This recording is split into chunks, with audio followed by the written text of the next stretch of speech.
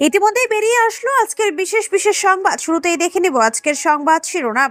রাজ্যে ফের তৃণমূল ভার্সেস তৃণমূল। সরকারের সিদ্ধান্তের বিরুদ্ধে হাইকোর্টে ছুটলেন শাসক দলেরই কাউন্সিলররা। সিনেমার লোক তৃণমূল ছাড়লে মরে যাবে। টিটাগড়ে এসে বিস্ফোরক মন্তব্য রুদ্র নিলেন। মোদীর শিরায় রক্ত নয়, গরম সিঁদুর বইছে। পাকিস্তান অধিকৃত কাশ্মীর নিয়ে এবার হুঁশিয়ারি প্রধানমন্ত্রীর। দীর্ঘদিন ধরে হচ্ছে না রাজ্য বিজেপির কোর কমিটির বৈঠক। দিলীপকে এড়ানোর কৌশল। দুই জেলার ভোটার সুকান্ত মজুমদারের স্ত্রীর বিরুদ্ধে তদন্তে নির্বাচন কমিশন। রাজ্যে আসছেন পিএম মোদী। 29শে মে আলিপুরদুয়ারে সভা। কেন এই জায়গাটিতেই বেছে নিলেন প্রধানমন্ত্রী? এতক্ষণ দেখছিলেন সংবাদ শিরোনাম, এখন জানিয়ে দিব বিস্তারিত সংবাদ।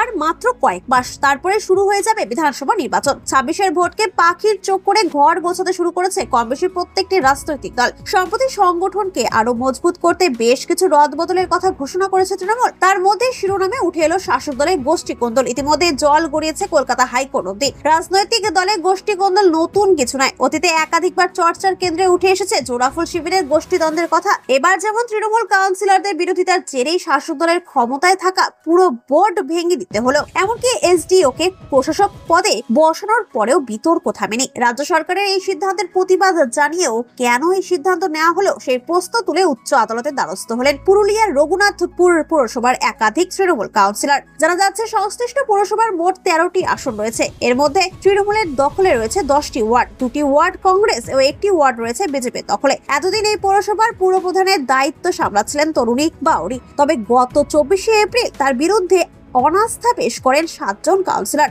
এর মধ্যে তৃণমূলের 6 জন ও কংগ্রেসের 1 জন ছিলেন। অভিযোগ করা হয় পুরপ্রধান দুর্নীতিগ্রস্ত, সেই কারণে তাকে এই পদ থেকে সরাতে হবে। 23শে মে অনাস্থা নিয়ে আলোচনা এবং ভোটাভুটি হওয়ার কথা ছিল। তবে তার আগেই রাজ্য পুর ও নগরায়নের দপ্তরের তরফ থেকে পুরো বোর্ড ভেঙে দেওয়া হয়। এরপর এসডিও তথা মহকুমা শাসকে পৌরসভার প্রশাসক পদে বসানো হয়। সরকারের এই সিদ্ধান্ত মেনে নিতে পারেননি সংশ্লিষ্ট পৌরসভার সংখ্যাগরিষ্ঠ কাউন্সিলর। তরুণী বাদে বাকি প্রত্যেকেই এতে রুষ্ট বলে খবর। এরপর সকলে হাইকোর্টে দ্বারস্থ হন। তাদের কথায় অনাস্থা নিয়ে আলোচনা ভোটাভুটি হওয়ার আগে যেভাবে পুরো বোর্ড ভেঙে প্রশাসক নিয়োগ করা হয়েছে তাতে তারা তাদের ভোট দানের ন্যায্য অধিকার প্রয়োগ করতে পারেনি। সেই কারণে সরকারের এই পদক্ষেপে বিরোধিতা জানাচ্ছেন। উল্লেখ্য, আগামী বছর রাজ্যে বিধানসভা ভোট। তার আগে শিরোনামে তৃণমূলের গোষ্ঠী কোন্দল জল গড়িয়েছে কলকাতা হাইকোর্ট অব্দি। আগামী 28শে মে এই মামলার শুনানি হবে বলে খবর।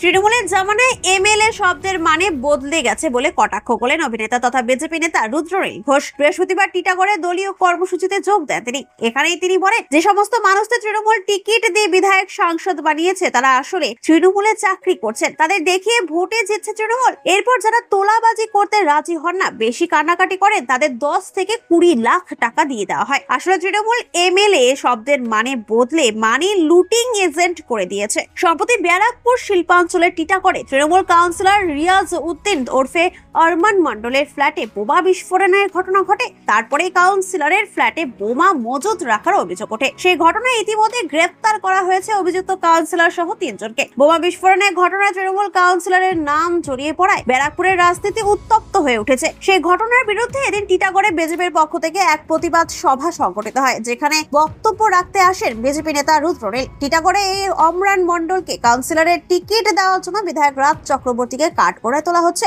এই প্রসঙ্গে রুদ্রনীল ঘোষের দাবি, ব্যারাকপুরের বিধায়ক রাজ চক্রবর্তী তার বন্ধু। আর বাংলা চলচ্চিত্র জগতে যে সমস্ত মানুষদের তৃণমূল টিকিট দিয়ে বিধায়ক সাংসদ বানিয়েছে তারা আসলে তৃণমূলের চাকরি করছেন। তার আরো দাবি, চলচ্চিত্র জগতে যে সমস্ত বন্ধুরা তৃণমূলের সাংসদ বিধায়ক হয়েছেন তারা কেউ তৃণমূলকে চায় না, কিন্তু এই দলটা ছাড়লে তারা বেঁচে থাকবে কিনা সেটা নিয়েও প্রশ্ন আছে। সিনেমা জগতে বন্ধুদের তৃণমূল থেকে সরে আসারও আবেদন করেন তিনি। তার মতে, তৃণমূলে থাকলে সাধারণ মানুষের ঘৃণার পাত্র হতে হবে। সন্ত্রাসবাদ জারি রাখলে যে ভুগতে হবে তা আগেই বলেছিলেন প্রধানমন্ত্রী মোদী। পহেলগাঁও হামলার পর যোগ্য জবাব দেওয়ার এই দৃশ্য দেখেছে দেশবাসী। তবে ফের এমন হলে তার নিছক ওই আক্রমণেই থেমে থাকবে না, কারণ এর দেশবাসীর ভাবাবেগও জড়িয়ে রয়েছে। অপারেশন সিঁদুরের পর রাজস্থানের বিকানেরে এসে স্পষ্ট করলেন প্রধানমন্ত্রী, বললেন মোদীর শিরায় রক্ত নয়, গরম সিঁদুর বয়ে যাচ্ছে। পাকিস্তান অধিকৃত কাশ্মীর নিয়ে এদিন ফের হুঁশিয়ারি দিলেন প্রধানমন্ত্রী মোদী। প্রতিটা সন্ত্রাসবাদের জন্য পাকিস্তানকে বড় মূল্য দিতে হবে। পাকিস্তান পাকিস্তানের সেনাদেরই এর ভরপাই করতে হবে। পাকিস্তানের অর্থনৈতিক ব্যবস্থা মেটাবে। প্রধানমন্ত্রী ইউ বলেন, দিল্লি থেকে রাজস্থানের যে বিমানবন্দরে তিনি নেমেছেন এটিও নিশানা করেছিল পাকিস্তান, কিন্তু সফল হয়নি। সামান্যটুকু ক্ষতি করতে পারেনি। তিনি পাক প্রধানমন্ত্রীকে মনে করিয়ে দেন এখান থেকে কিছু দূরে রয়েছে পাকিস্তানের এয়ারপোর্ট, ইতিমধ্যে আইসিইউতে পড়ে রয়েছে বলে কটাক্ষ করে তিনি বলেন, এরপর কথা হলে শুধুই পাকিস্তান অধিকৃত কাশ্মীর নিয়ে কথা হবে, পিওকে নয়। যদি পাকিস্তান সন্ত্রাসবাদীদের রপ্তানি জারি রাখে তাহলে প্রতিটার জন্য মূল্য দিতে হবে। পাকিস্তানকে জল সরবরাহ করবে না ভারত, তার অধিকার খোয়াতে হবে। ভারতীয়দের রক্তের সঙ্গে খেললে পাকিস্তানকে বড় মূল্য চোকাতে হবে, এটাই ভারতের সংকল্প। আর গোটা বিশ্বের কোন শক্তি আমাদের এই সংকল্প থেকে নড়াতে পারবে না। এদিন মোদী বলেন, মোদীর শিরায় রক্ত নয়, গরম সিঁদুর বয়ে যাচ্ছে। 22 এপ্রিল ধর্ম বেছে বেছে খুন করা হয়েছে। সরকার 3 বাহিনীকে ফ্রি হ্যান্ড দিয়েছিল। সিঁদুর যখন বারুদ হয় তখন তার ফল দেশবাসী দেখেছে। 22 এপ্রিল হামলার বদলা আমরা 22 মিনিটে নিয়েছি। দীর্ঘদিন হয়নি রাজ্য বিজেপির কোর কমিটির বৈঠক। সম্প্রতি দলের রাজ্য কমিটির একাধিক বৈঠক হলেও অফিসিয়ালি ডাকা হয়নি কোর কমিটি। আর এখানে গেরুয়া শিবিরের মধ্যে প্রশ্ন, দিলীপ ঘোষকে এড়িয়ে যেতে কি এই সিদ্ধান্ত? প্রাক্তন রাজ্য সভাপতি দিলীপ ঘোষ বিজেপির কোর কমিটির সদস্য, কিন্তু রাজ্য সরকারের আমন্ত্রণে দীঘায় গিয়ে জগন্নাথ মন্দির দর্শন করে এসেছেন দিলীপ। সেখানে মুখ্যমন্ত্রীর সঙ্গে সৌজন্য সাক্ষাৎ করেছেন তিনি। আর তারপর থেকে দল বদল বিজেপি ও দলের ক্ষমতাসীন শিবিরের একাংশ দিলীপকে এড়িয়ে চলার কৌশল নিয়েছে। অফিসিয়ালি কোর কমিটির বৈঠক ডাকলে দিলীপ ঘোষকে আমন্ত্রণ জানাতে হবে, কারণ বঙ্গ বিজেপির কোর কমিটির সদস্য তিনি। তাই বৈঠকে ডাকাই হচ্ছে না দলের কোর কমিটির সদস্যদের। কোর কমিটির বৈঠক ছাড়াই একাধিক গুরুত্বপূর্ণ সিদ্ধান্ত নেওয়া হচ্ছে বলেই খবর। বঙ্গ বিজেপির অফিসিয়াল কোনো কর্মসূচিতেই ডাকা হচ্ছে না প্রাক্তন রাজ্য সভাপতিকে। কলকাতায় দলের তিরঙ্গা যাত্রায় ডাকা হয়নি তাকে, কিন্তু খড়গপুরে তিরঙ্গা যাত্রায় অংশ নিয়েছেন দিলীপ। এদিকে স্ত্রীকে নিয়ে ত্রিপুরায় গিয়েছেন দিলীপ ঘোষ। বুধবার স্ত্রী রিঙ্কু মজুমদারকে নিয়ে তিনি ত্রিপুরা যান। রাজ্য রাজনীতিতে নতুন করে বিতর্কে জড়ালেন বিজেপি রাজ্য সভাপতি ও কেন্দ্রীয় প্রতিমন্ত্রী সুকান্ত মজুমদারের স্ত্রী কোয়েল মজুমদার। অভিযোগ উঠেছে তিনি একই সঙ্গে 2 জেলার জলপাইগুড়ির ও দক্ষিণ দিনাজপুরের বালুরঘাটের ভোটার তালিকার নাম রাখছেন। জাতীয় নির্বাচন কমিশনের কাছে এই অভিযোগ জমা পড়তে তদন্তের নির্দেশ দেওয়া হয়েছে। কমিশনের সূত্র অনুযায়ী কোয়েল মজুমদারের পুরনো ভোটার কার্ড ছিল কোয়েল চৌধুরী নামে জলপাইগুড়িতে। পরে বালুরঘাটে বিয়ের পর তিনি নতুন কার্ড তৈরি করেন কোয়েল মজুমদার নামে। কিন্তু নতুন কার্ড তৈরির যদি নির্বাচন বিধি অনুযায়ী ফর্ম 8 পূরণ করতেন তবে আগের কার্ড বাতিল হতো। কিন্তু কোয়েল মজুমদার ফর্ম 6 পূরণ করায় তার পুরনো কার্ডের তথ্য অজানাই থেকে যায় এবং 2 জায়গাতেই ভোটার তালিকায় তার নাম থেকে যায়। সবচেয়ে গুরুত্বপূর্ণ তথ্য হলো 2 এপিক কার্ডের নম্বর আলাদা। এর ফলে যদি 2 জায়গায় ভোট আলাদা দিনে হয় তবে একই ব্যক্তি 2 জায়গাতেই ভোট দিতে সক্ষম হবে, যার সরাসরি ভোটার আইনের লঙ্ঘন। স্থানীয় সূত্রে প্রাপ্ত তথ্যের ভিত্তিতে জাতীয় নির্বাচন কমিশন বিষয়টি গুরুত্ব সহকারে তদন্ত করছে। রাজ্যের মুখ্য নির্বাচনী আধিকারিক মনোজ আগরওয়াল ইতিমধ্যে জলপাইগুড়ি ও দক্ষিণ দিনাজপুরের জেলা শাসককে দ্রুত তদন্ত রিপোর্ট পাঠানোর নির্দেশ দিয়েছেন। কমিশন সূত্রে আরো জানা গেছে, বর্তমানে 2 ভোটার কার্ডের ছবি মিলিয়ে দেখা হবে দুজন কোয়েল আসলে একই ব্যক্তি কিনা। সংশ্লিষ্ট ইলেকট্রাল রেজিস্ট্রেশন অফিসারকে এই বিষয়ে বিশেষ দায়িত্ব দেওয়া হয়েছে। এই সপ্তাহের মধ্যে রিপোর্ট কমিশনে জমা পড়বে এবং তা দিল্লিতে পাঠানো হবে। ঘটনাটি প্রকাশ্যে আসতে রাজনৈতিক মহলে চাঞ্চল্য ছড়িয়েছে। নির্বাচন ব্যবস্থার স্বচ্ছতা বজায় রাখতে কমিশনের এই পদক্ষেপ প্রশংসিত হলেও এক কেন্দ্রীয় মন্ত্রীর পরিবারের এই ধরনের বিতর্কে জড়ানো যথেষ্ট উদ্বেগজনক বলেই মনে করছেন রাজনৈতিক বিশ্লেষকরা।